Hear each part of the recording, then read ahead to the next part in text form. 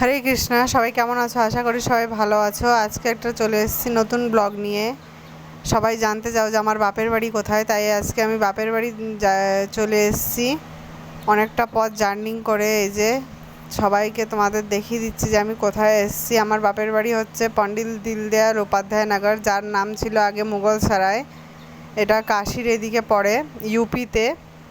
এই যে সেই স্টেশনটা দেখিয়ে দিচ্ছি। এই স্টেশনে একটা উঁচু ফ্ল্যাগ আছে আর একটা আর্টিফিশিয়াল ট্রেন রাখা আছে। এই যে চারিপাশ অটো স্ট্যান্ড, টোটো স্ট্যান্ড এদিকে। আর এই যে আমার বোন আর কেশব দাঁড়িয়ে রয়েছে।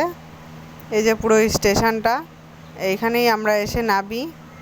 শিয়ালদার থেকে হোক বা হাওড়ার থেকে হোক, যেখান থেকেই ট্রেন ধরো না কেন, এখানে এসে নামতে হবে আমাদের বাড়ি আসার জন্য।